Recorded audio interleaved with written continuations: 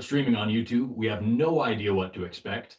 So if things are odd or we get weird or connection issues or whatever, just let us know in the chat. And as always, I am joined by my incredible fiance Amber over here, who will be moderating the chat and keeping an eye on what your comments are and what's going on.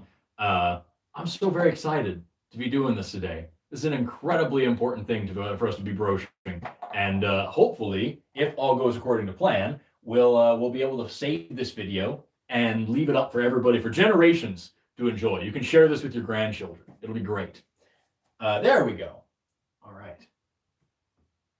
Are we tilted? A little tilted. All right. Well, hopefully, also with the Creator Studio, we can go back and edit this later on. So give us a little bit of leeway here while we make sure that everything is up to speed and looking good.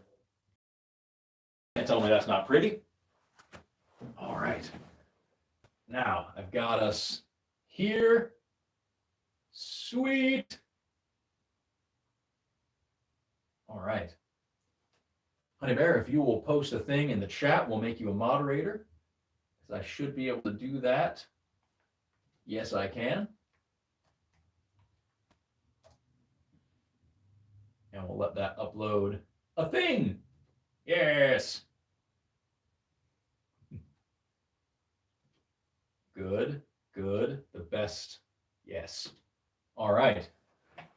You know, when you see my head from the side, you realize just how huge my forehead is.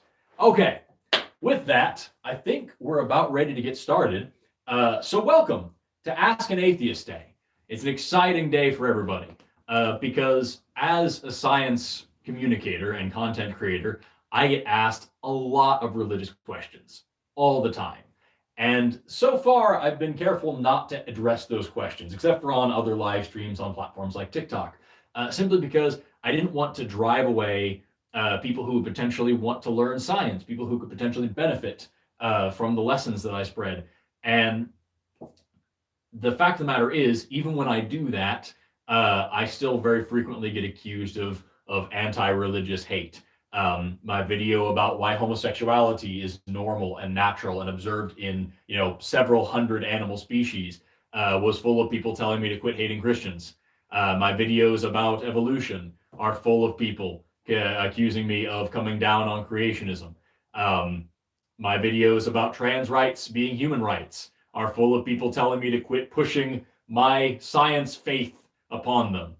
And the simple fact of the matter is, I am very, very strongly atheist. And that has absolutely nothing to do with why I'm a scientist. Of course, the two, combine a little bit, but they're not mutually exclusive. They're independent of each other. So for this particular episode, for this particular live stream, we are going to talk a little bit science, but I'm really going to just try to focus on talking about atheism and on answering the questions that have been posed to me over the past week since I put out a call on TikTok and on Instagram for people to send their questions in to me, and I've got a good deal of them right here. We're going to go through these, and we're going to answer them as best as I can. And before we begin, I just want to make a few things very clear. Number one is a matter of respect. I have nothing but the deepest respect for people until they give me a reason to change my mind on that. I do not have any respect at all for gods or religions. And I think it's ridiculous to assume that for disrespecting someone's religion, I'm also disrespecting them or personally attacking them.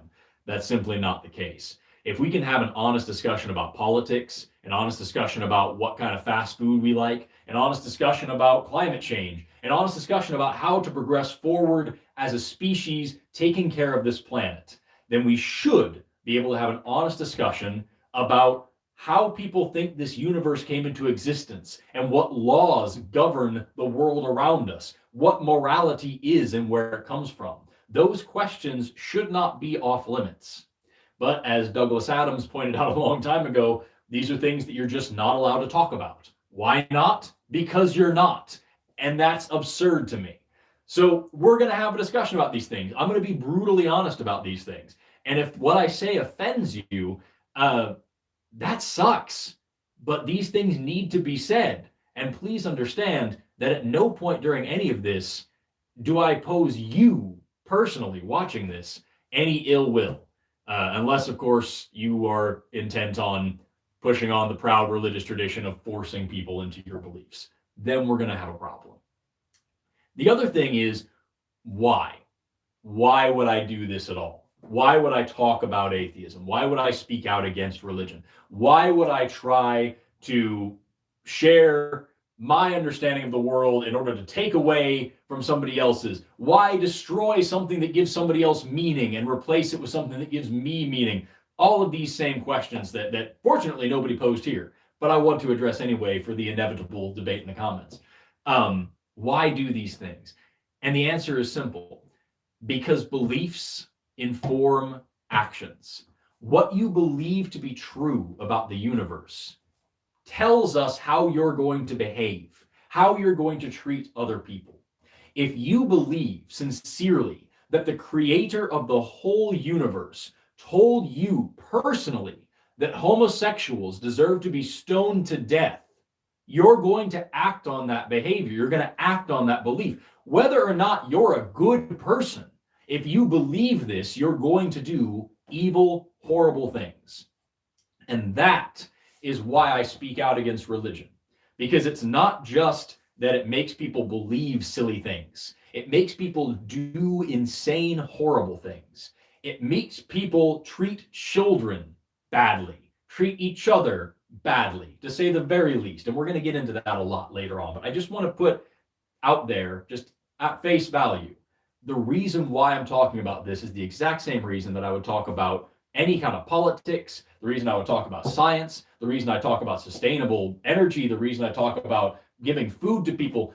It's because this is something that I sincerely believe is damaging to humanity, and we need to fix it. And I'm going to do my best to do so. And with whatever platform I have, if I can use it for this good, I think that that's worth my time. One quick thing before we get started, I am going to fix one thing on this light stand over here. I'm so sorry, but this is something that needs to be done because I cannot put up with that. A little bit of jiggle in the camera here, and we should be good. There we go. That should be all right. That's just, that was going to drive me crazy if that wasn't fixed. And I don't want to sit here for an hour or 2 hours or however long we're live streaming. You're sideways again. I'm sideways again. Of course I am. And make that be a thing. I'm so sorry, folk. Oh, God. How's that? You like that? That looks great. You can't possibly say that. Look at that. All right. And it's great because on the stream that I see over here, I just sat down and now I'm sitting down again. It's perfect. All right. Beautiful. All right. So with that, we're going to go ahead and jump right in. I took all of your questions over TikTok and Instagram for the past week, and I've compiled them all here. I did categorize them a little bit so that we can try to move through them in somewhat of an orderly fashion.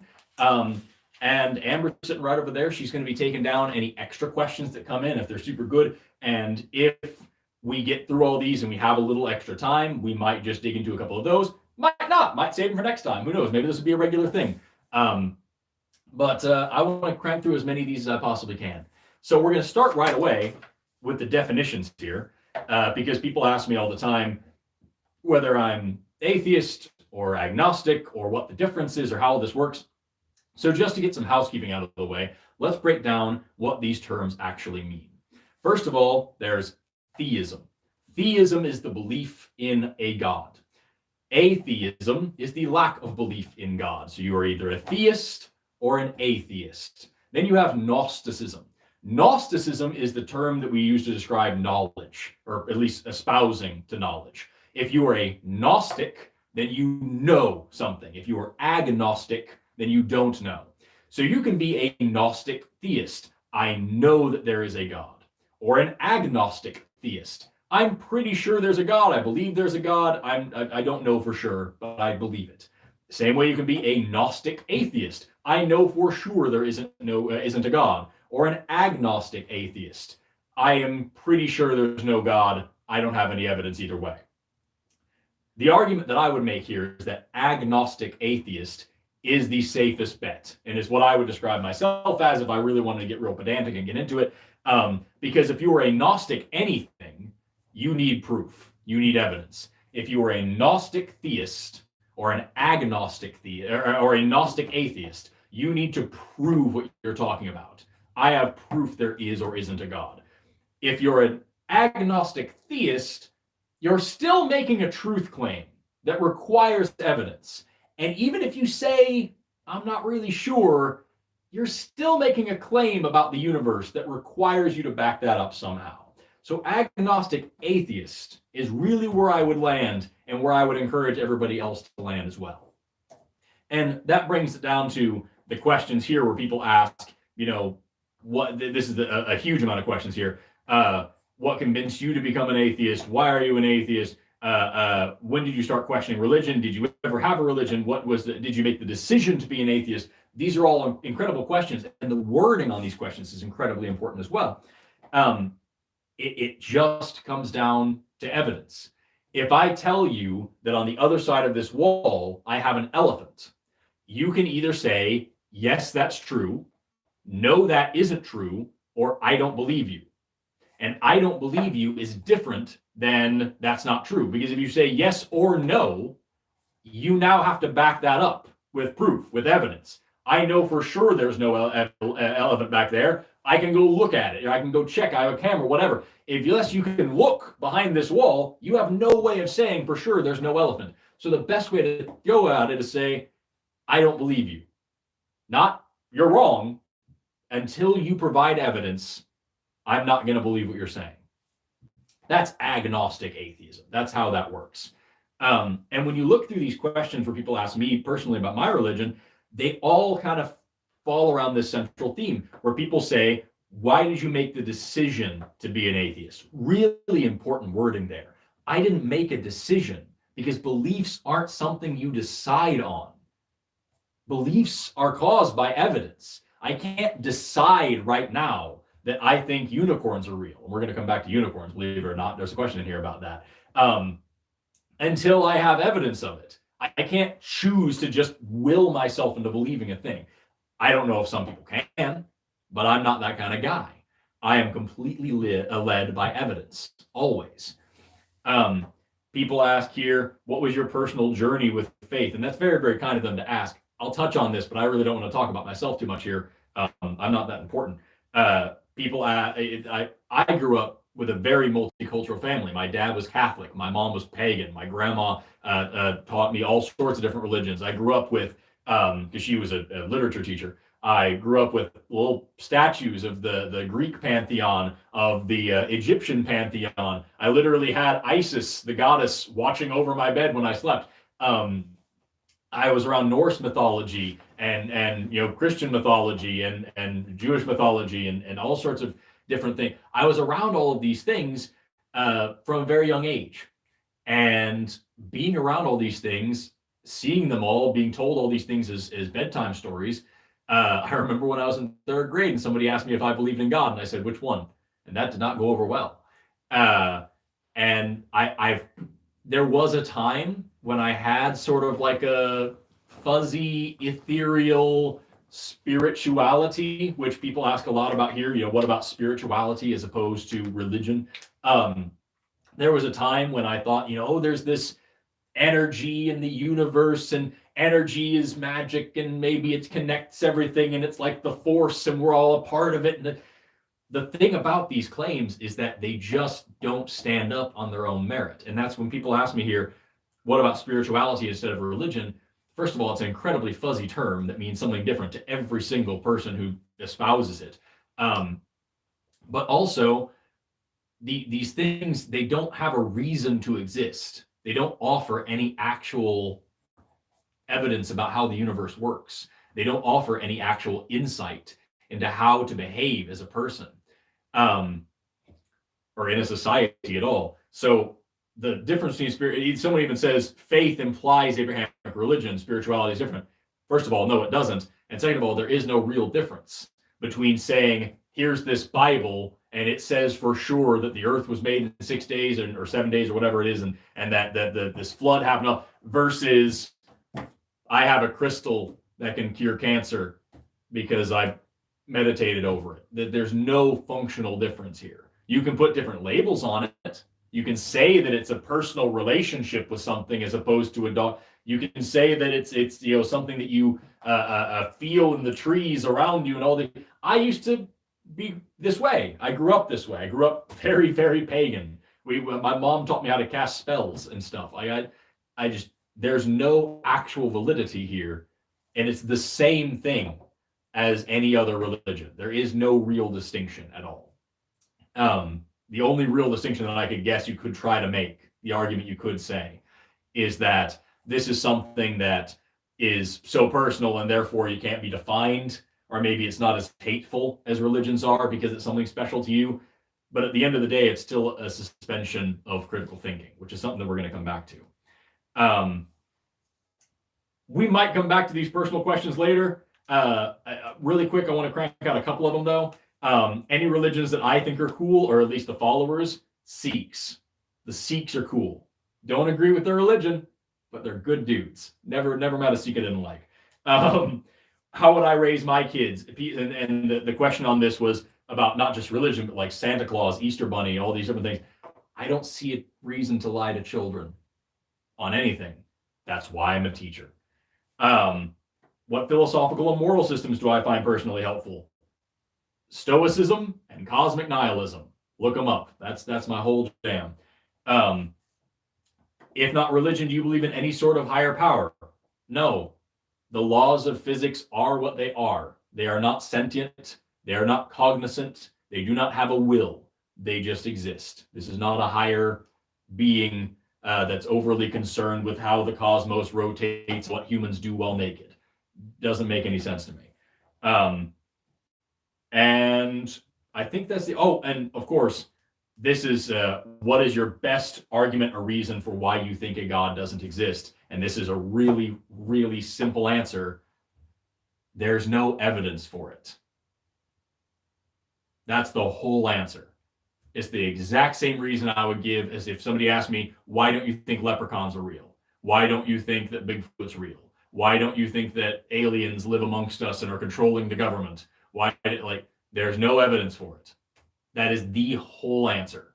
I don't need some deep-seated, touchy philosophical argument with 15 different premises and axioms. It just simply is, there's no evidence. And here's the thing. If there was a God, that God would know what evidence would convince me. If there was this thing, I'm going to be harping on Christianity quite a bit because that's what's around me for my whole life. If this God loved me and wanted me to know it and wanted me to be in a relationship where we were buddies and we're all friends, that God would know exactly what to do to convince me beyond a shadow of a doubt. It wouldn't have to be, oh, you didn't read the Bible right. You didn't look at the clouds right. You didn't see the trees and notice the majesty of the blah. I'm a scientist. I study nature. I don't need to see this deeper meaning. If this God is real, he can show up and give me a photo ID or something and prove to me that this God exists. If that doesn't happen, that means that it doesn't matter to that God either.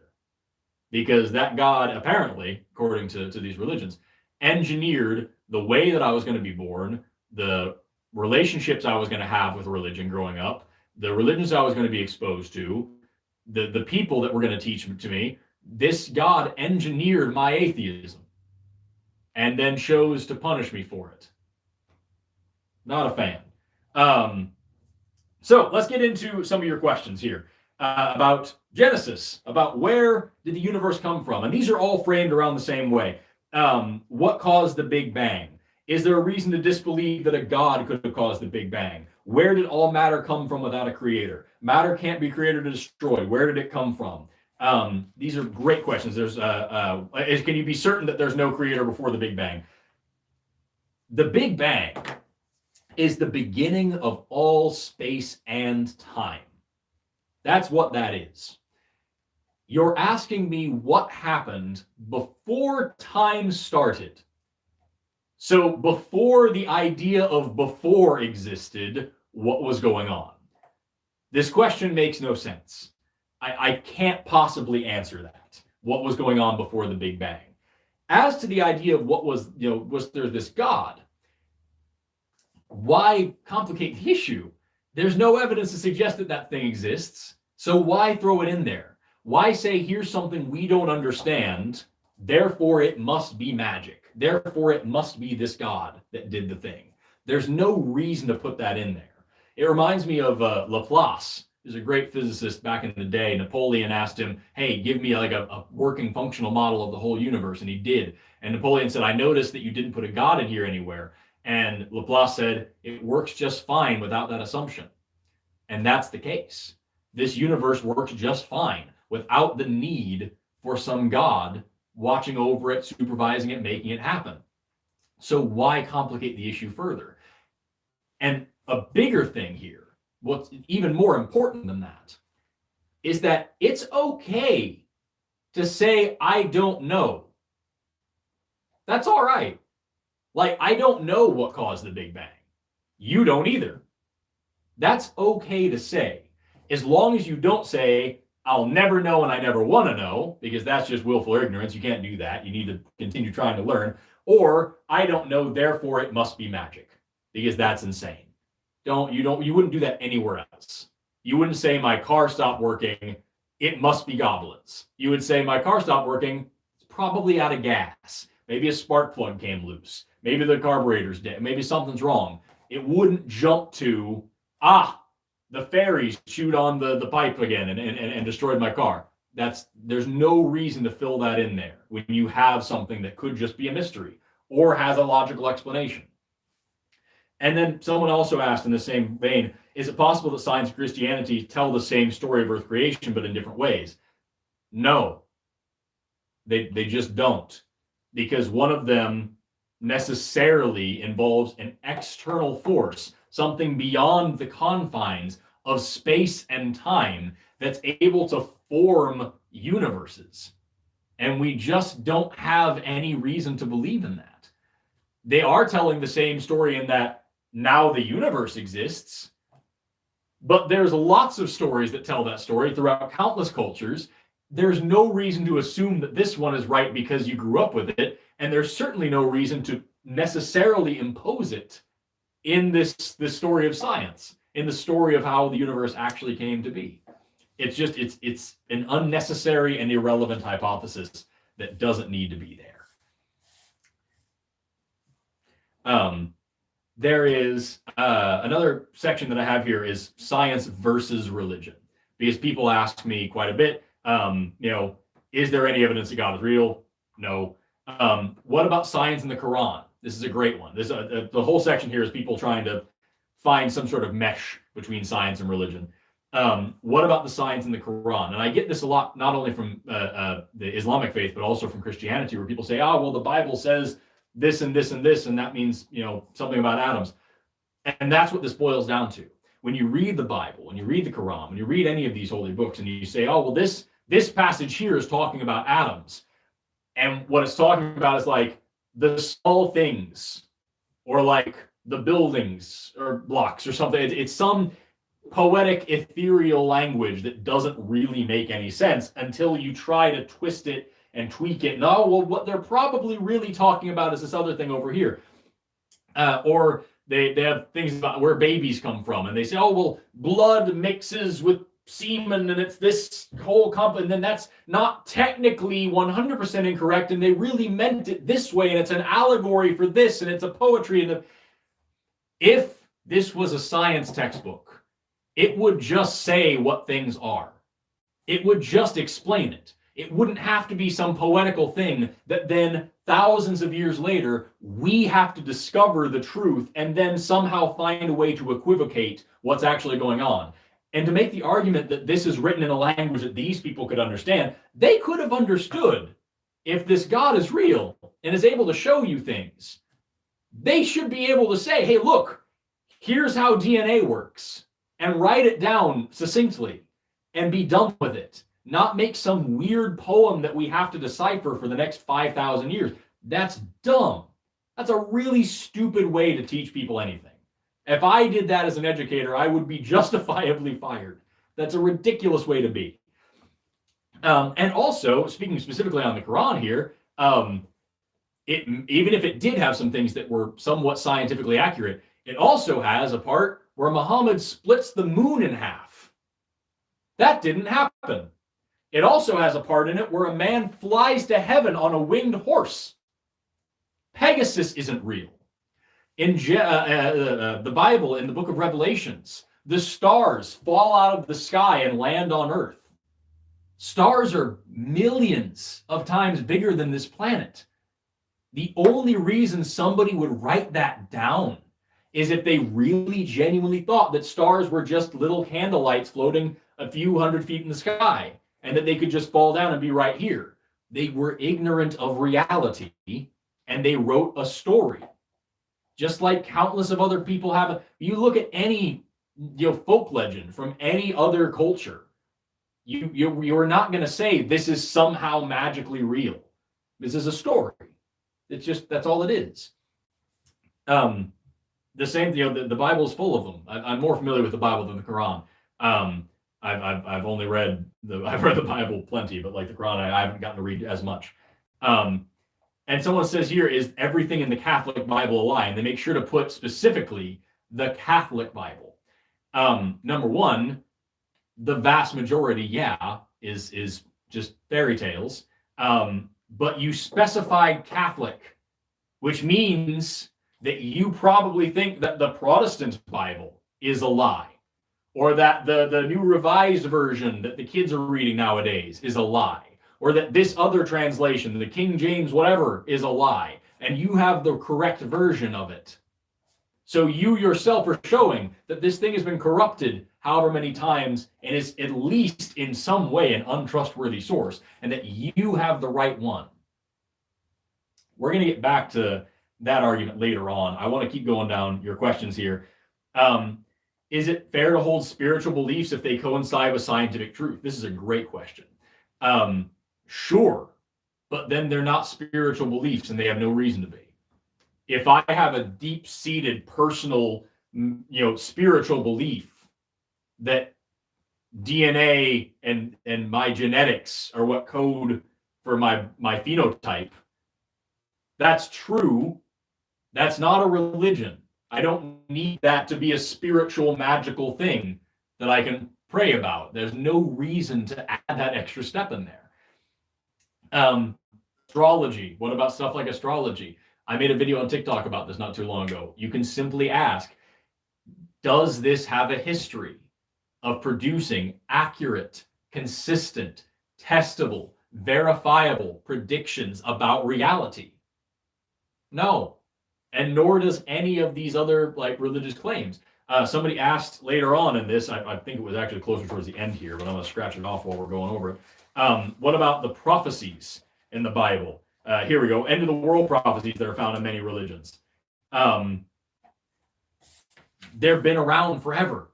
There's all sorts of predictive claims in all of these holy books about what's going to happen, that's going to end the world. And for years, for thousands of years, people have been waiting for the end to come. And it just hasn't. And every generation, people say, this is the one coming along right now. And it just hasn't. 44% of Americans believe sincerely, with their whole heart, that within the next 50 years, Jesus Christ is going to come from the sky and end the whole world. 44% of Americans believe that it's going to happen in their lifetime. And that's been the case for the whole history of America. Within your lifetime, it's going to happen. If you're religious and you're watching this, I would hazard a guess that you probably hold a belief like that. That within your lifetime, these end times are going to come along. And if you don't, I guarantee you know somebody who does. And I bet your parents believed the same thing. And I bet your grandparents believed the same thing. I bet you know people who are now dead who believed that in their lifetime, God was going to come down and end the world. It's been going on forever. So these predictive claims, they fail over and over and over again. And it brings me back to the same question as before. It's not just that it looks very wrong.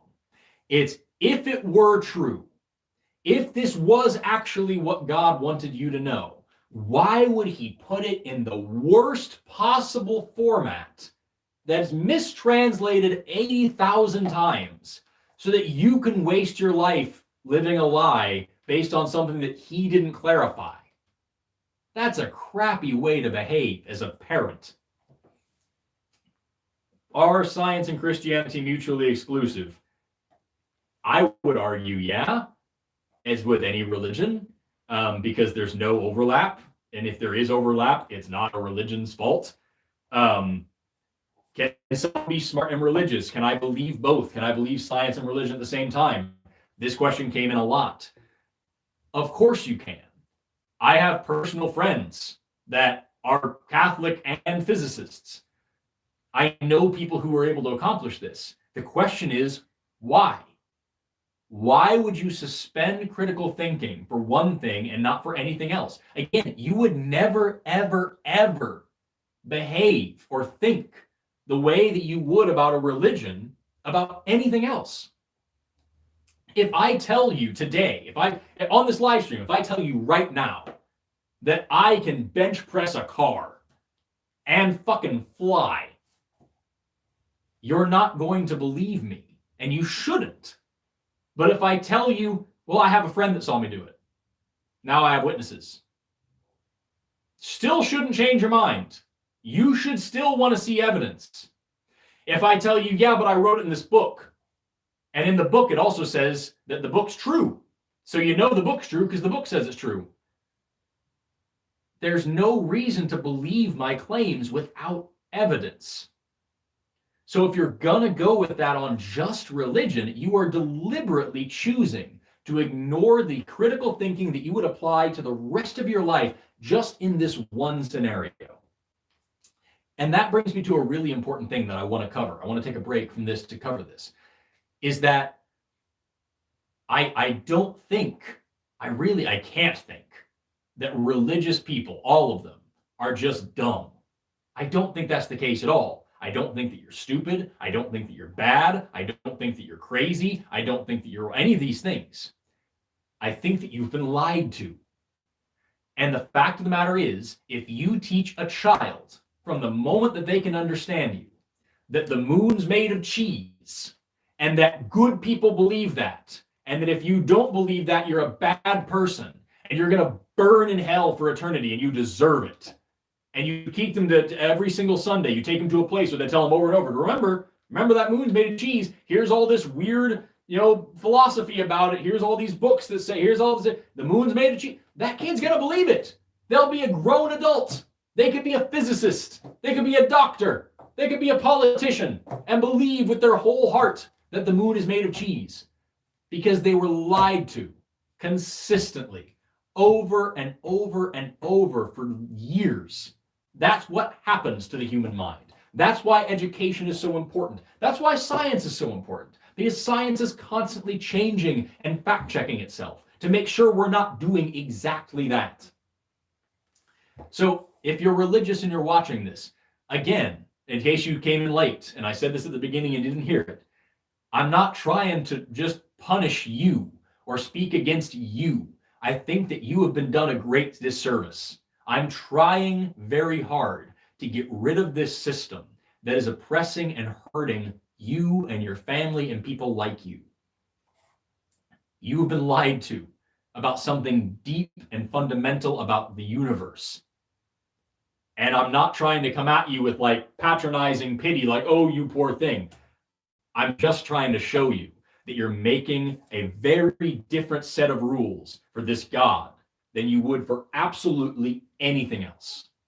And we're going to come back to that later, because I know there were some questions that kind of summarize about that later on. Someone asks, and this actually is perfect, it's just for that. What about the fine-tuning argument of the universe, that the universe is so specially fine-tuned for us, or even just this world? that, this world is so perfect for us. The moon in just the right place to make the tides, to make the thing, to make the atmosphere is just right for us, all these things. What you have to understand is that by making this argument, you're putting the cart before the horse. We evolved on this planet. And the way evolution works is that you become better and better suited for your environment. If you're not well suited for your environment, you die and you never pass on your DNA.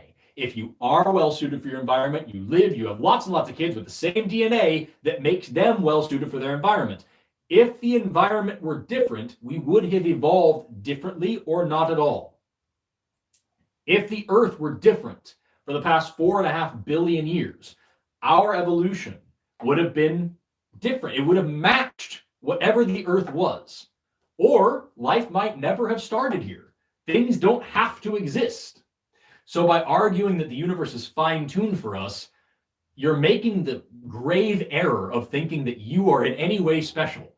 You're not. Nobody is. We are not built for this universe, nor is this universe built for us. We just happen to grow up here.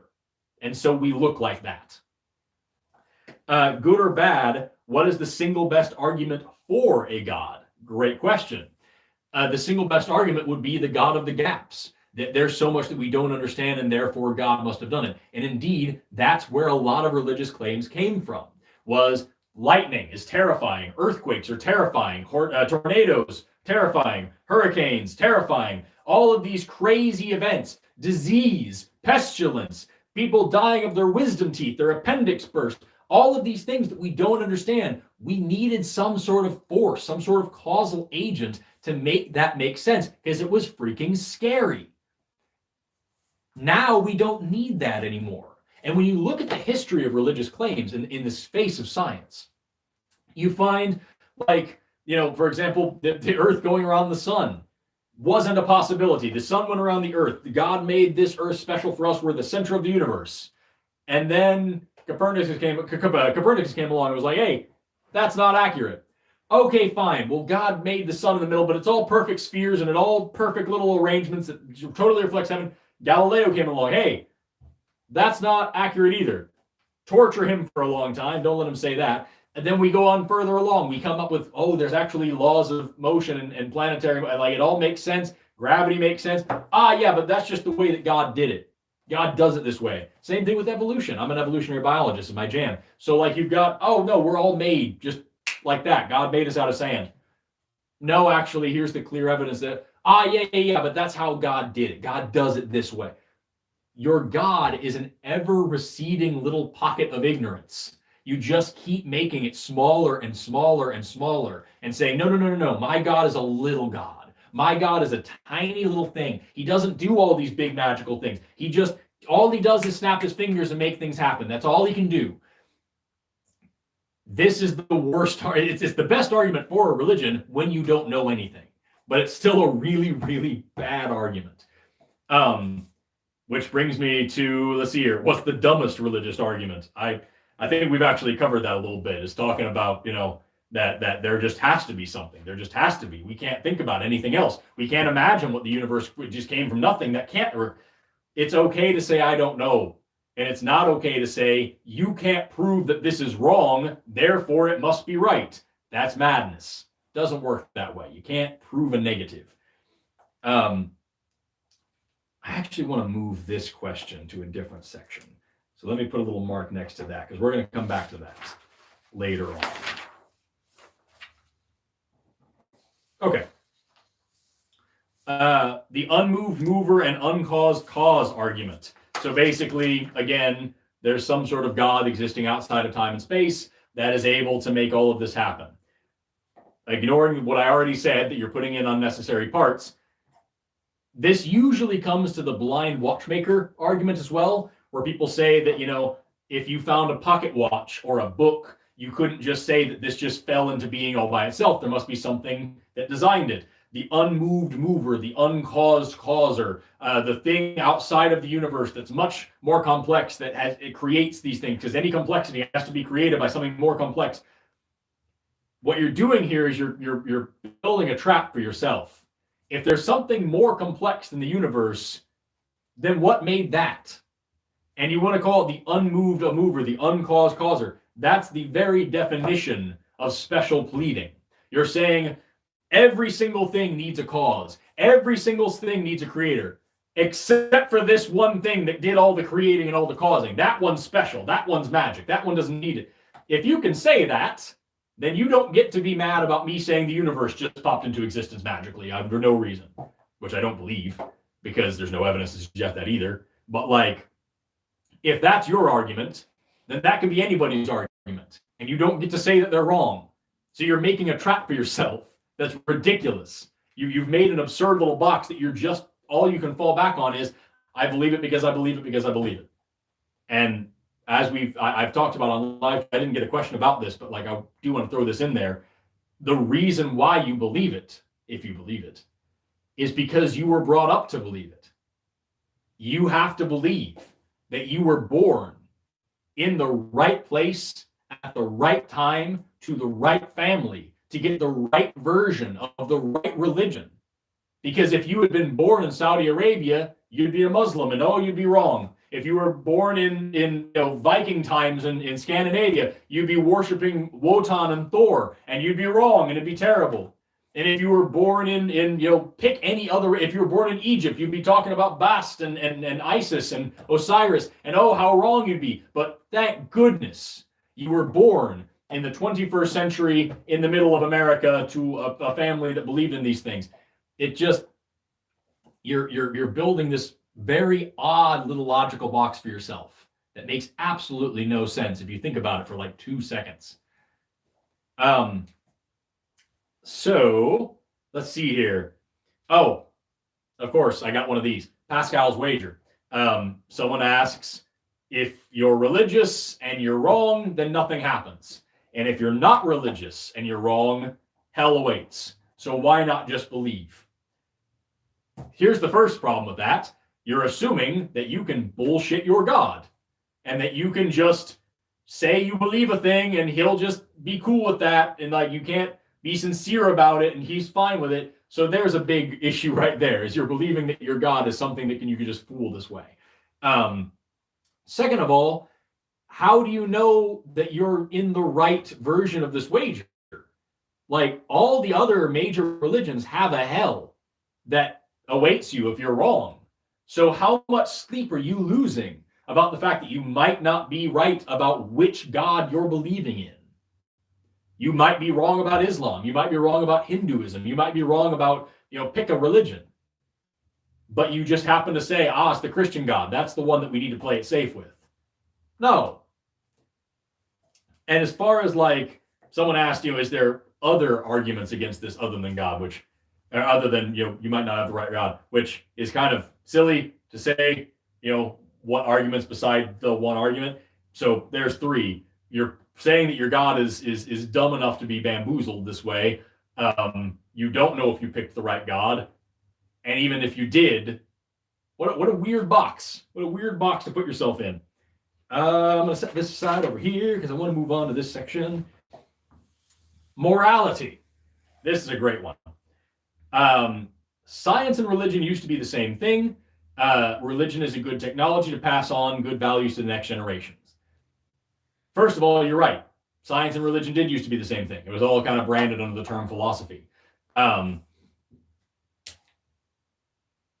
Religion is our very first and our very worst attempt at understanding the universe.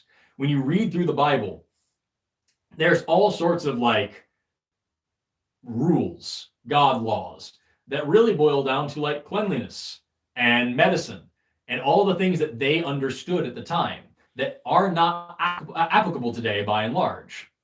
So yeah, they used to be the same thing. Then we continued learning. The same way that astrology and astronomy used to be the same thing. Scientists used to look up at the stars, catalog and map the movements of the planets, and they also believed that it had some sort of influence on us personally. Then we learned that that isn't true, but planets are real, and so we continued studying astronomy instead of astrology. The same way that chemistry and alchemy used to be the same thing.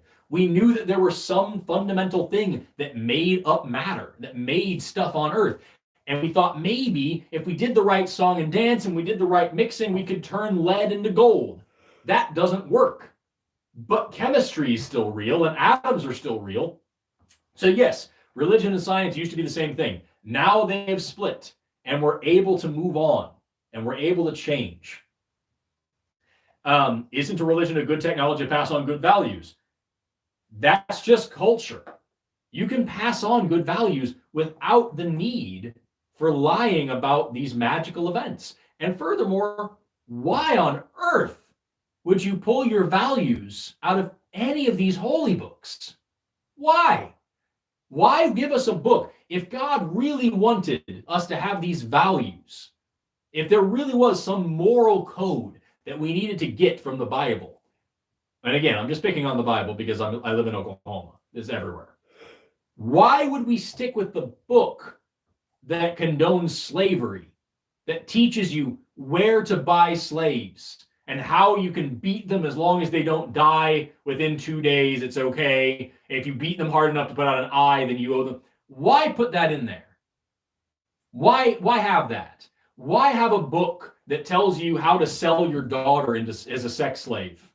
Why give a book that says if a woman is raped and she's a virgin, then the rapist just needs to pay the father 30 bits of silver and then now they're husband and wife now? Why have a book like that? Why have a book that condones stoning homosexuals to death? Why have a book that says, this is a real part of the Bible, if two men are fighting and a woman tries to break up the fight, and in doing so, she accidentally touches one of their penises, you need to cut her hand off. That's an actual rule in the Bible. What moral code do you need to pass on to children that involves that? Honestly, how necessary is that? And you can argue that this is all mistranslated, that this has all been changed over the past, then it's a shitty book anyway. If it can be changed this much, if this is what we're supposed to base our lives on, and it can be this easily misinterpreted, that's a crappy way to teach anybody anything. If this God really wanted us to behave a certain way, and this book ain't it, and it's been mistranslated, why not correct it? Why not fix it? Why allow us to continue suffering? And if your argument is, well, that's the Old Testament, and in the New Testament, that first of all, the New Testament, Jesus never changed any of that. He specifically said, I come not to change the law, but to enforce it. I'm not a jot nor a tittle of the law will change until all things have come to pass and the end of times and blah, blah, blah. So first of all, no. Second of all, he very easily said, hey, by the way, human beings aren't farming equipment. No more slaves. He chose not to do that. In fact, he said slaves obey your masters. So that's awful. That's awful. Third, if we're going to say that that's the Old Testament, the Ten Commandments of the Old Testament as well. All 3 or 4 different versions of them, by the way. It's in there a lot, and it's different every time. So pick one and then ignore it because it's the Old Testament anyway, right? And if you want to argue that this is all, man-made problems, that this is free will, that this, God can't reveal these things because that would invalidate our free will. In the Old Testament, he violates free will a lot. Not only does he show up in person to tell people what to do, but it actually says in the pages, like, for example, in Exodus, when the Jews are trying to leave Egypt, it says in there several times, after every plague, actually, it says this, Pharaoh wanted to let the Jews go, but God hardened his heart and made him not do it so that he could do another plague later, because I guess he just wanted to show off some more. And then in the New Testament, Jesus does miracles in front of thousands of people over and over again. Did their free will not matter then? Satan has free will. He knows more than anybody that God exists and all the things that he can do, and still chose to rebel. I could too if I knew a God was real. There's no reason to be the hide-and-seek champion if you want people to understand morality. That's a terrible system. And as far as passing on to the next generation, I don't see any good laws in there that we need to pass on to the next generation. Like, sure, you can find some. You can sift through that crap and find some things that matter. Why? Why not just make better rules and just go with those? Because if you notice, That's what we've done as a society for hundreds of years. America wasn't founded on Christian laws. It was founded on secular understanding of human dignity and suffering. And we got a lot of things wrong, and we had to improve, and we still have a lot to answer for, and a lot to apologize for, and a lot to get better. But it's certainly not based on a book that says that you should go kill everybody who doesn't believe the way you believe, murder the women, the children, the livestock, salt the fields, but keep the virgin girls for yourself. Because that is very clear in the Bible over and over and over.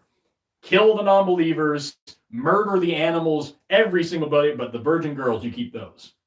That's not an American law, you might notice, because we're not founded on these religious principles. So there's no reason to pass this on as a moral thing. Could a religion exist that guides morality and ethics and makes no attempt to explain natural phenomena? Then it wouldn't be necessary to be calling it a religion, if that's what you call it. That's just culture now. Don't call it a religion. Why? Why complicate it? Is it possible that you have moral and ethical blind spots that you don't see due to your atheism that might be causing harm? That's a great question. I don't think that there's anything that would be a blind spot because I'm an atheist, but there absolutely, without a doubt, there are things that I'm getting wrong right now. I know for sure that in 50, 60 years, my great-grandchildren, whoever it is, are going to come to me and say, hey, this was kind of messed up and it hurt these people when you did. I am excited to learn that and to grow and to become a better person every single day. How awful it would be to live my whole life never changing, only having one system of what's right and wrong, never challenging my own beliefs, never becoming a better person for the people around me. Which leads me to this question, which I knew I was going to get. Where does morality come from without a God, and what stops you from rape and murder without the threat of hell? That is literally what they put in there. I don't need the threat of punishment to not hurt people. And I don't need the promise of a reward to be a good person. I don't hurt people because I understand that my actions have consequences, that they are thinking beings just like me, and that my actions are going to affect their happiness and well-being, and so I want my actions to be beneficial to them. That's not a difficult concept. And I wouldn't be the first, second, third, or 10,000th person to say this. I do rape and murder everybody that I want, and it's 0 people. And it always has been. And if your number is not 0, I feel sorry for you. That's a problem that religion should not have to fix. I don't want to rape or murder anybody. Why would I? And if you do, you're the problem. I can't make that clear enough. And where does morality come without God? We decide on it.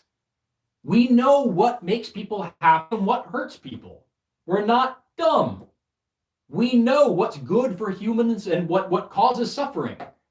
That's morality. That you got it. You've nailed it down. Every single baby understands sharing. They understand theory of mind. They understand that you shouldn't hit. It's not hard to teach people these things. You don't need a God to do it. And if the only reason that you're not out here hurting people is because you don't want to be hurt yourself later, that's messed up, yo. That's not okay. These questions we've kind of already covered a little bit. What about scientists who are believers? Is science, can I be a science-based person and a spiritual person at the same time? Again, we already covered this, but just in case you didn't hear it, you're choosing to suspend disbelief for one thing and not for another thing. You're choosing to ignore critical thinking for one thing that you wouldn't do for anything else. There's no reason to put yourself through these mental gymnastics. There isn't a reason. And then people ask about, why did religion come about in the first place? What part did it play as humanity evolved? Why did we develop faith? Why is it so pervasive for human culture from like an anthropological perspective? It wasn't necessary a long time ago. Here's the thing. When you look back over the history of religions, you see that the earliest religions are like the sun. It brings warmth, it brings light, there's not enough, you can see predators, it's safety, it's happiness, it's warmth. This is the very first religions. Then you get like fertility and hunting. We need food and we need more of ourselves. Those are the next gods that come along. And like I said before, this is just so that we can give some sort of meaning to things. Humans are really, really, really good at identifying patterns, even when a pattern doesn't actually exist. That's just what we do. We're phenomenal at it. And so we look for patterns in nature and we think, oh, there must be some sort of causal agent. I broke this stick in half. The stick didn't break itself. So if this tree gets struck by lightning, the lightning didn't do it itself. There must be somebody throwing it. We'll call it Zeus. There's no reason for this in the 21st century when we actually understand how these things work. Again, religious people are not stupid. You've just been lied to a whole bunch with an outdated way of thinking that is immoral, unethical, and destructive to society. We're trying to fix it. Moving on. Because this is a great series of questions here. This is about atheism and people coming out of religion. Religion gives us a sense of community. Would there be less of it if we had atheism? Or would there be less need of religion if we could find something to fill that thing? Yeah, religion does give a sense of community because it brings people together, usually every Sunday, to talk about something that they all agree on. There's a million other things that we can agree on that are better. And there are a lot of ways that we can actually help each other and come together and make society better without the need to just chant and sing songs about whatever God. Religion does fill that need. It doesn't have to be the thing that does it. It's like saying, what am I going to eat if not beans? There's a lot of other things to eat, Holmes. You can do whatever you want. You can eat so many things. It doesn't just have to be this one thing. So yeah, religion does fill this need. It would be so incredibly easy to fill this need with anything else. Can religion be left behind without losing anything that humanity needs that can't be replaced, blah, blah, blah? No. There's nothing that you need that religion brings you. Can religion be left behind without losing something that humanity needs? Absolutely, it can. Very easily so. You will be better off without it. You can be good without God. And I mean that morally, you can be a good person, and just content. You can be good. You can be all right without this need, without this God. Is it normal to abandon the family pack and surround yourself with people who are like-minded, closer to your standards, not blood-related? My family is very religious and I want to be away from them. Is this okay? Is this normal? Here's the thing. You absolutely, if you're it doesn't matter who it is. If somebody is toxic to you, get away from them. Just because religion teaches you honor your father and mother, otherwise you'd be stoned to death. That's another fun one in the Bible. If you're disrespectful to your parents, you're supposed to be taken to the edge of town and beaten to death with rocks. Just because these things are taught does not mean they're true. Does not mean they're true. So by all means, I've cut people out from my family that are toxic to me. You should too if they're hurting you. See here, is it possible for people to completely avoid religion and still have culture, government, and science? We've been doing it for thousands of years. We keep growing, we keep getting better. Look back at the difference between the Salem witch trials when the Bible was the old, or God, go further than that. Go back to the Dark Ages. Go back to the Spanish Inquisition, where you were tortured to death for not being Christian enough or not being able to prove that you're Christian enough. Go back to the time when the church had power and they would literally boil people alive in oil because somebody said that they were a witch. Go back to that. You notice how we're not doing that anymore. Yes, we can have society without religion. You already largely do. We just need to take it one step further. Because, it would be great if we could stop arguing about who it's okay to discriminate against and who should and shouldn't have rights because you read in a book that these people are not really people. We're going to get back to that a lot here in a little while. Would the U.S. be better off if the majority were atheists instead of religious? I'd say yes. Let's see here. Do you need religion to be a complete person? No, absolutely not. Good Lord, no. Let's see here. Okay, so now, this little battery of questions here is what I was, trying to, when I keep saying we'll get back to this later, this is the part that I wanted to get back to. Because this particular battery of problems here, well, they're disgusting. And I want to just dig into them. So, first of all, this one. Modern Christians need to get off their high horse. Jesus died for all sins. Gays are sinners, but that doesn't matter. Let people live their lives. And there was another one here where people say, hate the sin, love the sinner. Same vein. What bothers me about this is that the people who write things like this, they probably really think that they're on the progressive branch of this whole thing. Oh, I know that gays are disgusting, filthy animals, barely worth human life, blah, blah, blah. But I love them. I just don't support them. It's condescending, it's patronizing, and it's incredibly gross. Because what you're saying is, I know better than you. I have the book from the Creator that tells me that I'm morally superior to you, that I know all these things, and you're just this gross thing that's doing these horrible, sinful acts. But it's okay. I love you anyway. It's the smarmiest, slimiest thing. It's just, yeah, real nasty. Real nasty. It's that underhanded thing. And it's the same thing with the phrase, because I get this all the time. People like to spam my comments and say, Jesus loves you. This is an incredibly underhanded statement. And I know that people say Jesus loves you, and they mean that to be a hopeful thing. Like, oh, don't you know? It's wonderful. Jesus loves me so much that he lowered my car payments.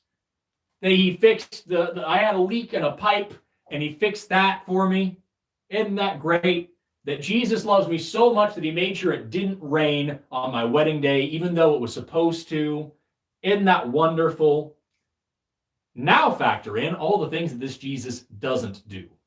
Factor in the fact that 24,000 children die every single day before they reach the age of 5 from hunger and easily preventable disease. And when I say easily preventable disease, I mean diseases that can be prevented by clean drinking water, hand washing, and mosquito nets. 24,000 children a day, upwards of 30 on a bad day. One way to phrase this, I think Sam Harris made this comparison. When I was a kid in high school, there was a tsunami in East Asia, killed about something like 250,000 people. One of those every 10 days, killing exclusively children under the age of 5. That's 9 million children a year. And that's only children that we're talking about. Children under the age of 5. 9 million a year. So you've either got a God that loves you so much that he's willing to do all of these incredible things for you and just doesn't give half a shit about the 9 million children starving to death in terror and agony. Doesn't care. Or you're more important, and this is fine. We'll deal with that later. Or maybe that's part of the plan. That's part of he wants that to happen.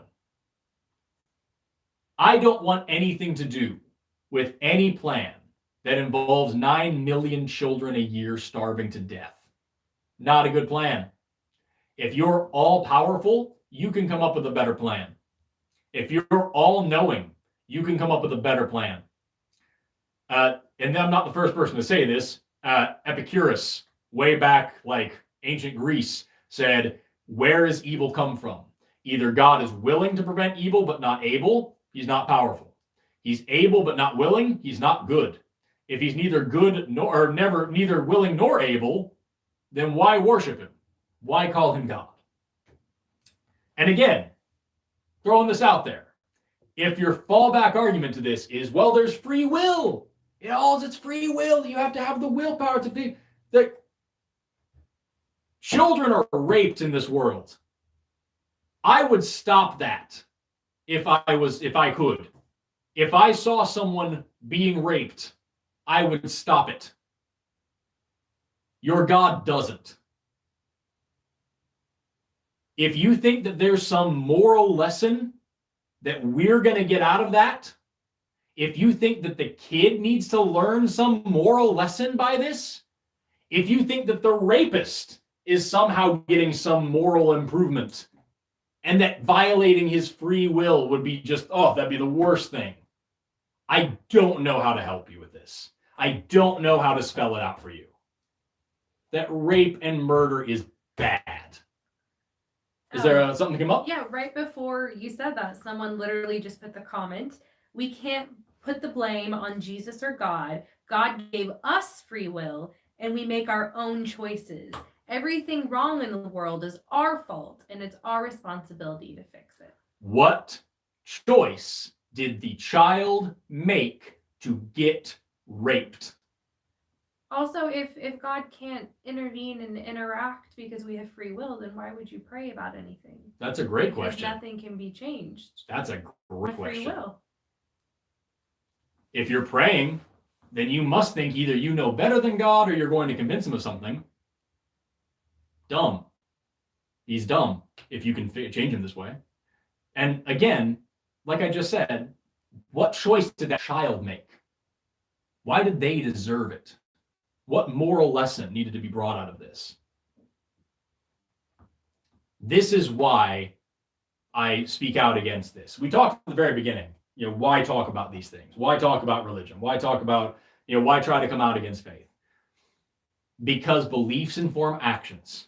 And if you believe that somebody is in control of all of this, I don't want anything to do with whatever will be in control of all of this, first of all.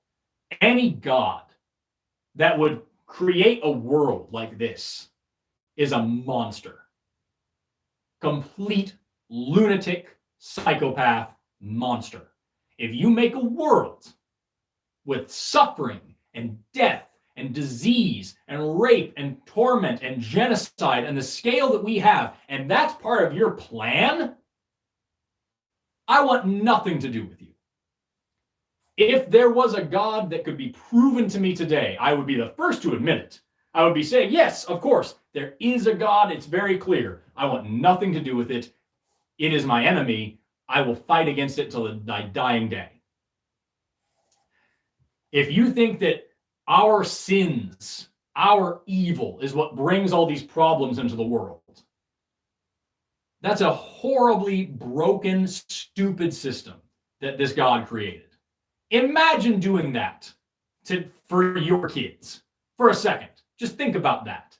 Think about this exact situation that you're trying to pitch to me, but you as a parent do it. Imagine that you tell me, or I tell you, think about this way. I come to you and I say, hey, my kid getting the crap kicked out of him on the playground, got his legs sliced up, but you know what? He's evil. What are you going to do? Let it happen to him. Hey, my baby got raped. She was evil. It's fine. That's part of it. Part of life. It's all good. Hey, tell you what though, if she isn't grateful for all this happening, I'm going to lock her in the basement and set her on fire. Would you think I was a good, kind, wise, loving parent? No. And that brings me back to what we were saying a minute ago. We talked about the underhanded statements. Things like Jesus loves you. You only said half of it. That's half a statement. If you say Jesus loves you or God loves you, that's half of the statement. The other half is he loves you so much that if you don't love him back, he will torture you for eternity in fire. I love my girlfriend so much that if I think she won't love me back, I'm going to lock her in the basement and torture her. Is that love? Or is that a creepy stalker? You tell me, would you accept that as a form of love from anybody else? We said it a minute ago. You have a totally different set of rules for this religion. Morally, like scientifically, critically, you have a complete different set of rules. And my question is, why? Why? Why on earth would you allow this monstrous idea to creep into your life and to pass that on to your children? Why would you allow yourself, your family, strange priests, hysterical virgins in black suits with white collars? Why would you let these people teach your children that they are sinful, diseased, disgusting, evil? They need to be cured. They need to be fixed. They were born, and that's the worst thing they could have ever done. And the only way that they can be worth a damn is if they make sure to not have sex before they're married, and don't use the Lord's name in vain, and don't eat pork. Like, really? You have to believe that I'm an atheist. I'm very happy to tell you. You need to believe that I am going to be tortured in fire for eternity and that I deserve it. I need it. It's right. And if you don't think that I deserve it, you need to ask yourself why you're worshiping the person that's going to do it to me. Because I know that if somebody was torturing people, I wouldn't be praising them. I don't think anyone deserves that. Certainly not children. What a weird thing to have to praise, though. Oh, yeah. Can you imagine if you created something, if you were a god of something or someone or whatever, and your one of your rules was that they have to praise and worship you? What an ego. What small dick energy. It's very strange. It's very strange. I don't have children, but if I ever do reproduce, I don't want my children to praise and worship me for making them, because I'm not a douche. Moving on from that one, let's see here. Claims that humans are special and made in the image of a deity. That's a problem, because by thinking of yourself this way, you are putting yourself on this pedestal that you don't deserve to be on, and you're going to treat other people differently. You're going to treat the world differently.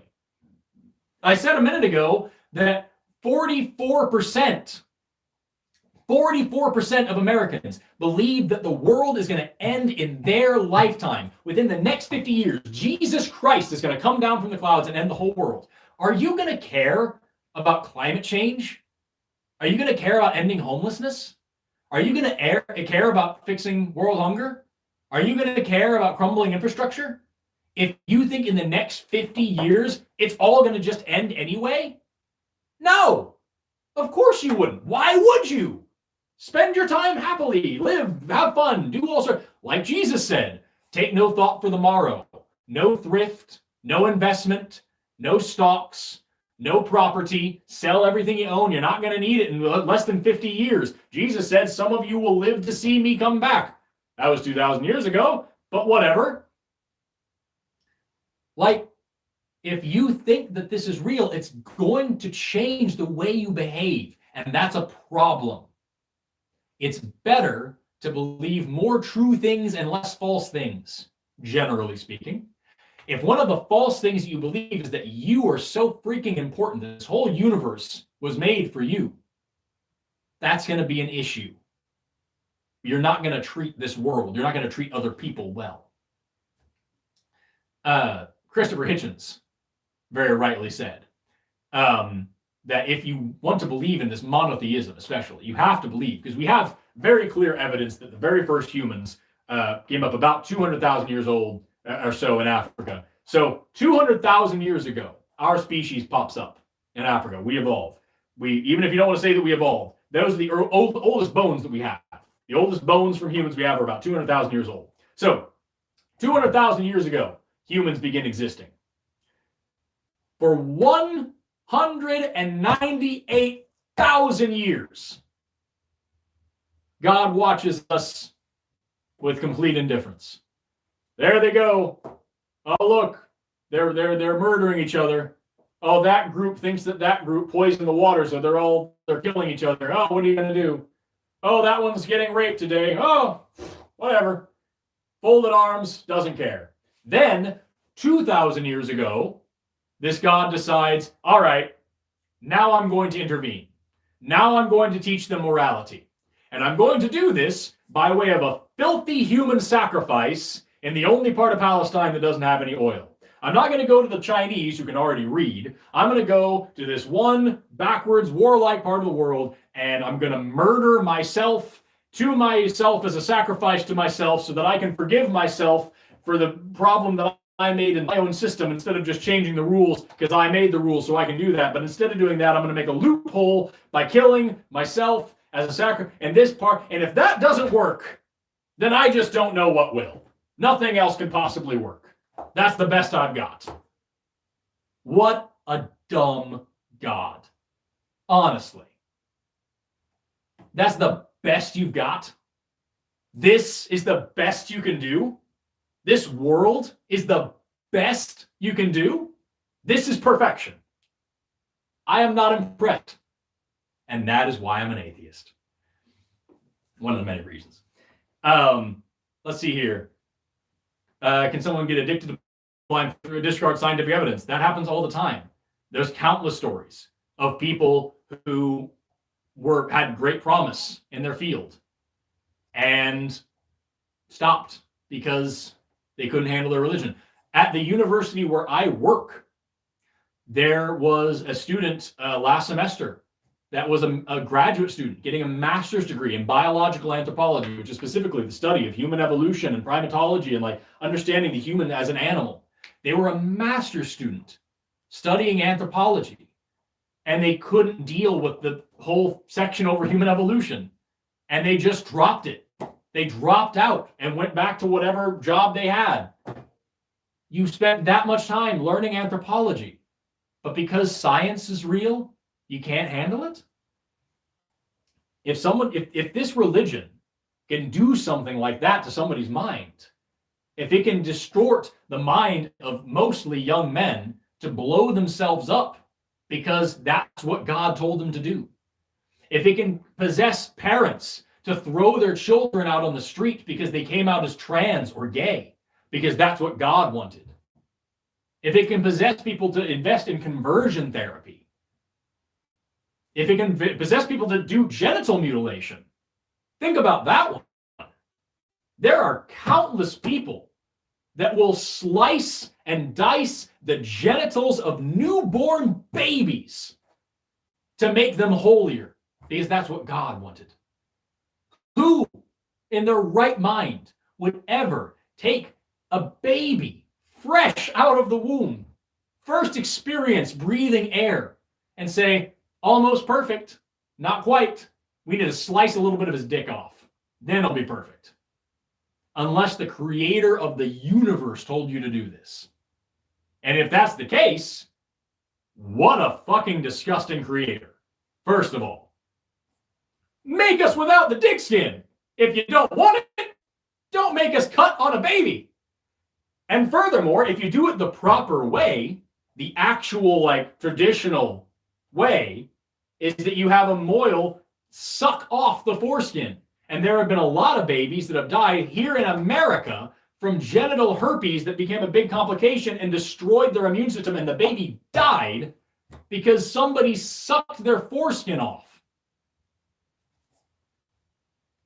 If you think that this is okay, the only justification would be because you think the creator of the whole universe told you it was a good thing to do. And that is evil. I meant no words about this. This teaching is evil. And it makes good, sane, rational, kind people believe and do horrible, disgusting, insane, evil things. No parent would ever send their gay child to go have their brain electrocuted until they're straight unless they believed this book that says they should do it. It is evil. And every second that we're sitting here talking about it, every second that you're in the chat saying, you don't know God. Oh, you don't understand. It's not really that bad. It's not like that. Every freaking second that we're sitting here discussing it, having a comfortable conversation over the internet in an air-conditioned room, children are being abused in this way. Every single moment that you're sitting here justifying these actions, justifying this insanity, Babies are being mutilated. People are being told that they're evil and sinful and deserving of torture. You want to know why I speak out against religion? It's because things like that really exist and happen in the real world. We can argue about whether this God is real or whether the magic is real or whether the miracles happen. You know what we can all agree is real? Genital mutilation, sex slavery, women being beaten and tortured into relationships, virginity and purity culture, the immense amount of religious trauma that countless millions of Americans deal with every single day. And I'm just picking on America here because I live here. The world is rife with this. The KKK is a religious organization. The Lord's Resistance Army is a religious organization. Al-Qaeda is a religious organization. These things wouldn't exist if it weren't for these teachings that have no basis in morality at all. If this is the moral system that your God gave us, then I want nothing to do with your God.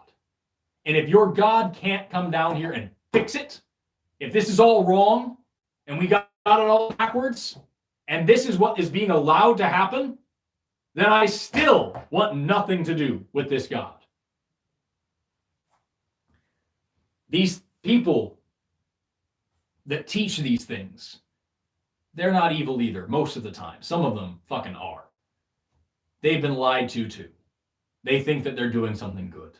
And many of you watching this now and in the future, because I think we have 50 or so people on the stream now, but I'm going to leave this video up for people to see. Many of you watching this have been told these things, that you're born in sin, that you need to be fixed. I want you to know, sincerely, that you don't need salvation. You don't need a savior. You don't need this because salvation is already at hand and it comes from you. You are the guide and the author of your own life. You don't need anybody else's permission. You are not sick. You are not broken. You are not diseased. You are not wrong.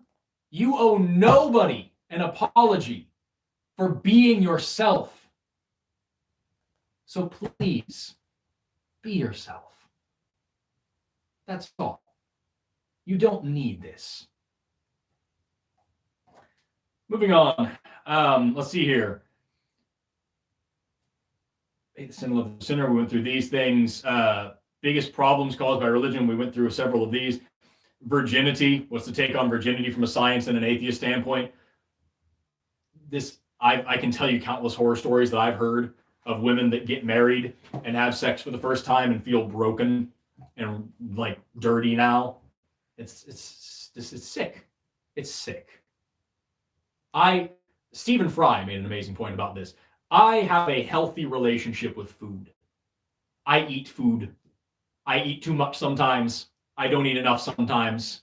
I enjoy it. It's fun. I wouldn't call myself obsessed with food. I would call someone obsessed with food if they were morbidly obese or anorexic.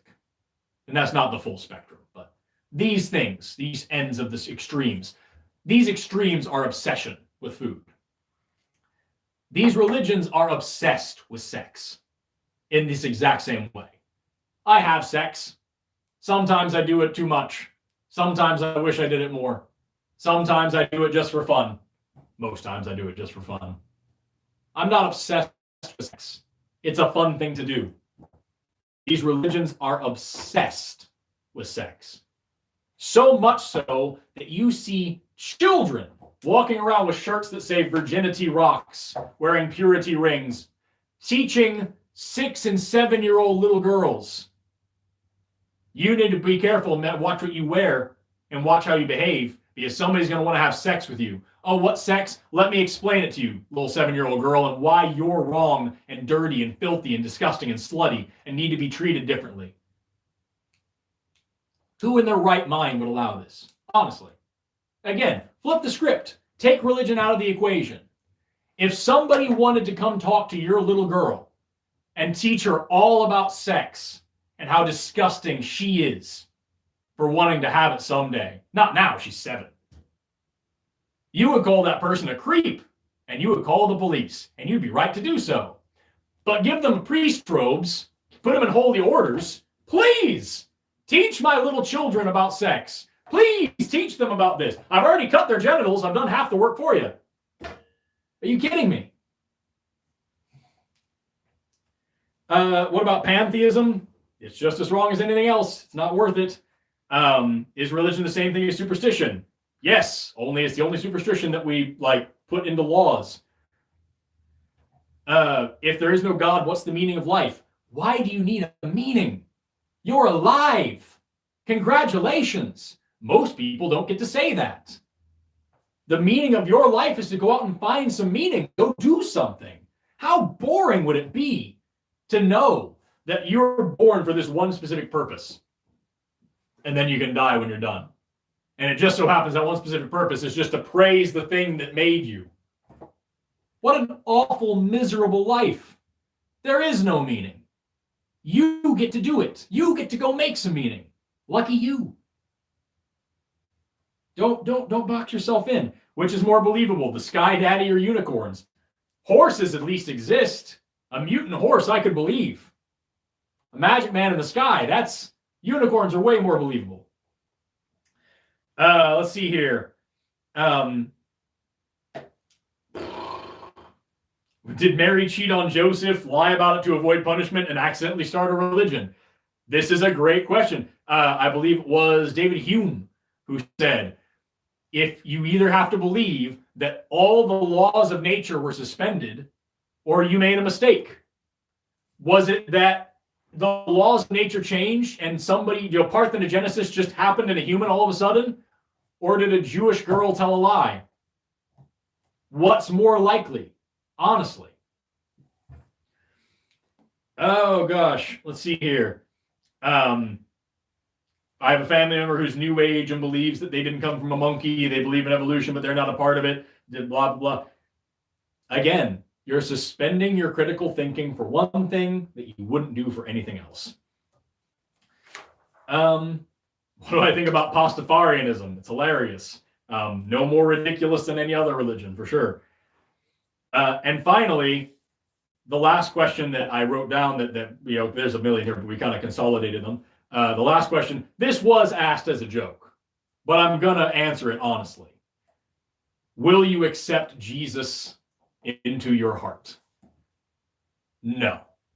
I don't want anything to do with the sick mockery of love that is pushed by this Jesus creature. And interestingly enough, in the New Testament, Jesus says that the only unforgivable sin, the only for sure one-way ticket to eternal damnation, is to renounce God. He calls it blasphemy at one point. He says denying the Holy Spirit at another point. He also goes on to say that there is no unforgivable sin, but either he was lying then or he's lying here. We're going to err on the side of there is such a thing as an unforgivable sin. He says multiple times that the only thing that cannot be forgiven is denying and renouncing God. So let me be very clear on this public forum so everybody can make sure there's no question, no equivocation. My name is Forrest Griffin Valkia. I renounce the Holy Spirit. I reject God. I want nothing to do with that sycophantic monster that you people push on me as something that's loving and caring and kind while he tortures and abuses his beloved creation. I want nothing to do with it at all. It's also not real, by the way. No, it's not real, but just in case anybody thought it did. Just saying. In case you thought it was. I want nothing to do with it. No. Take it. Take it and go. Take all the sanctimony and ceremony and salvation you can carry and fuck off. I don't want it. I wouldn't want it even if it was real. With that, I've gone through most of our things here. Did we have any cool questions come up from the chat? A few comments, not a whole lot of questions.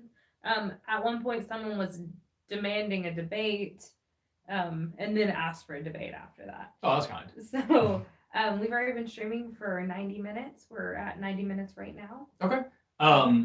Let's open it to a couple of questions, just like 2 or 3, and then we'll wrap it up. Well, here, I'll do this then. You just want to bring that over here? I think I've got one. I've got this guy. I've got this one. Okay, it's fine. I'll just let you scroll. Are you sure? You want to use that one too? Okay.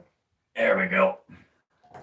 So, let's take a look-see. It's amazing the difference in time between these two things. Let's see here. Jesus sounds so stalkery. I'm told he loves me even though I don't give consent. Yeah, you're on the same page, homie. Let's see here. Can I scroll better? Yes.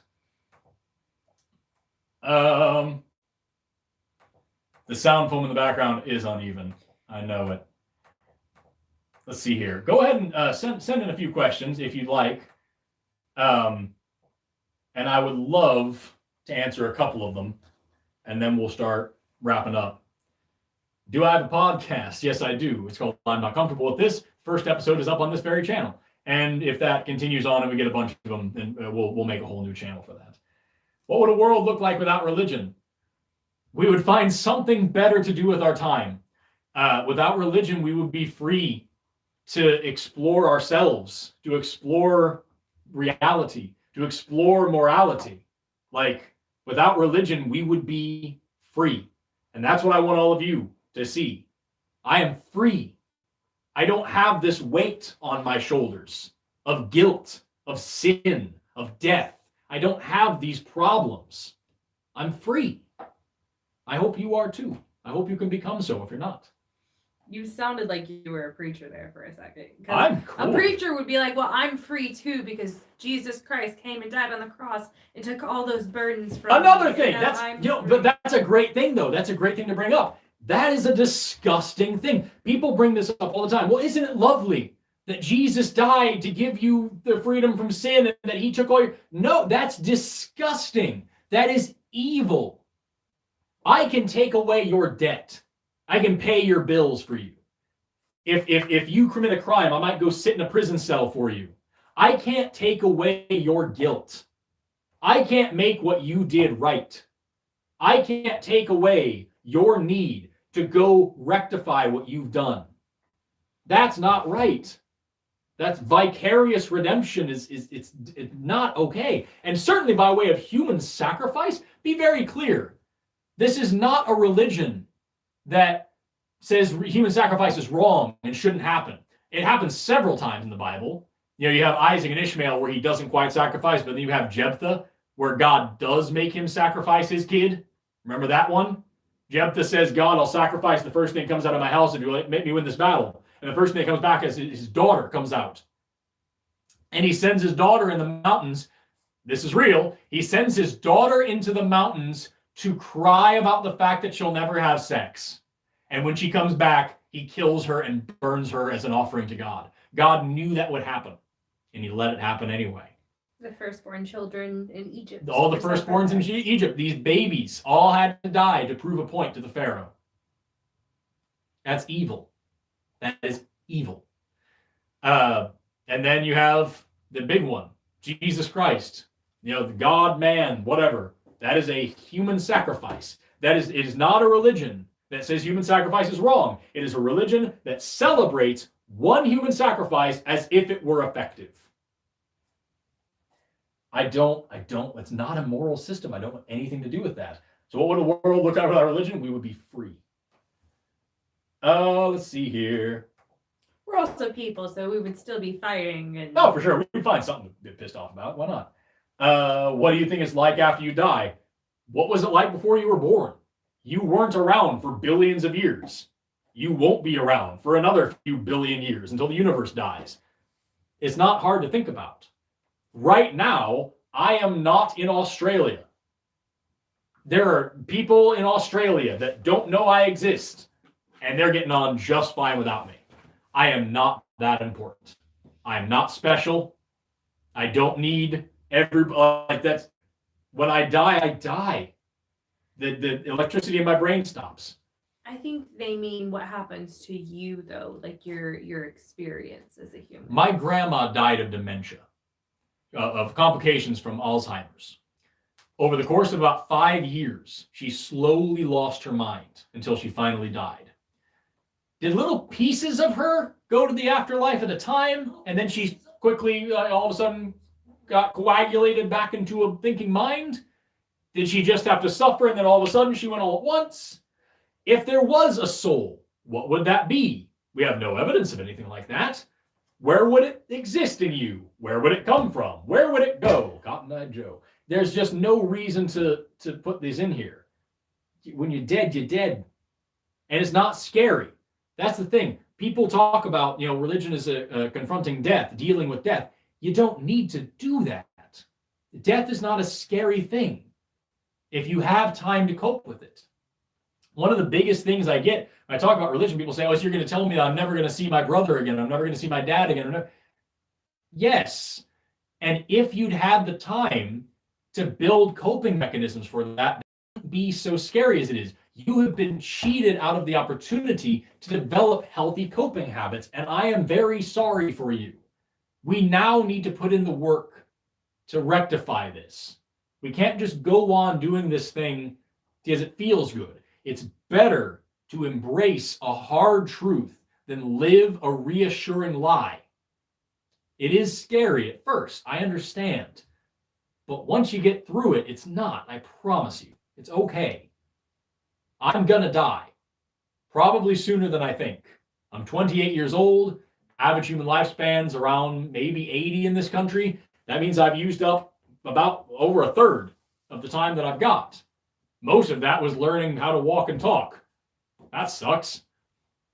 I don't have a tremendous amount of time left, and that's assuming I don't get hit on a bus on my way to work tomorrow. I don't take a second for granted. I'm very happy to be here. But I don't have some illusion that I'm just going to do this forever. No. And I'm certainly not going to see all of you in some amusement park in space. No. There's no reason to believe this. And it's a corrupt, evil moral system anyway. What about the fish at the top of Mount Everest? Yes, that is the case for plate tectonics, driving up fossils. What is your opinion on Greek mythological creatures? They're cool. They're not real, but they're cool. Do I think troglodytes have a god? So troglodytes are chimpanzees. Pan-troglodytes is the term, as their scientific name. You know what? They might someday. As they continue to grow, and then we'll have to help. Let's see here. We'll do a couple more, and then we'll wrap up here. What is the best way to celebrate life? That's a great one. I think this is a great one to end on. What's the best way to celebrate life? Is to just live. Make mistakes. Get messy. Do things right. Do things wrong. You're going to hurt people. You'll have to apologize for that. You're going to make people very happy if you're lucky. And you can celebrate that too. The best way to celebrate life is to be yourself and make no apology for it. Think on your own. Make decisions on your own. Ask for help. Ignore it sometimes. Do stupid things because you think that they're right. Grow up later on and realize where you were mistaken and become a better person. Learn and grow. Never stop growing up until you die. Just keep changing. The best way to celebrate life is to just be. Just live. Don't think that you're beholden to some monster in the sky for the fact that you get to breathe today. There's no need for it. Like I said earlier, I'm going to say it again. You are not sick. You are not broken. You are not diseased. You are not cursed. You are not evil. You are not dirty. You are not sinful. You are okay, just the way you are. And if you want to change, then that's on you. You could be better. You could be immeasurably better than you are today. And that's on you to decide. You don't need anybody's permission to be happy. You certainly don't need some God who allows this much evil to tell you how to be good, because you are better than whatever this God is. Even if you believe in it, if you believe in a God, you're better than that God. I guarantee it. You know how I know? Because you've never set somebody on fire for lighting incense, which God did several times in the Bible. You are better than that. You can be moral and free without it. So, as we wrap up today, my last call to action is to free yourself from this. With it, you'll be better off. And if you have any, send them to me through my website. RenegadeScienceTeacher.com. It's got a contact box in the bottom. Send me an email. Send me a message on Instagram. Say hi to me on TikTok. I don't respond to everything, but I try to. So thank you so much for tuning in. The very last thing, somebody said God does exist. Prove it. And even if he did, I want nothing to do with him because he's a monster. Thank you so much for watching, for tuning in. Thank you so much for whatever likes and subscriptions and all commenting and for playing along throughout this. I really appreciate it. My name is Forrest Valkia. I renounce and reject the Holy Spirit. God is a monster, and I want nothing to do with him. And I'm good without God, and so can you be. Thank you. Have a great rest of your evening. Goodbye.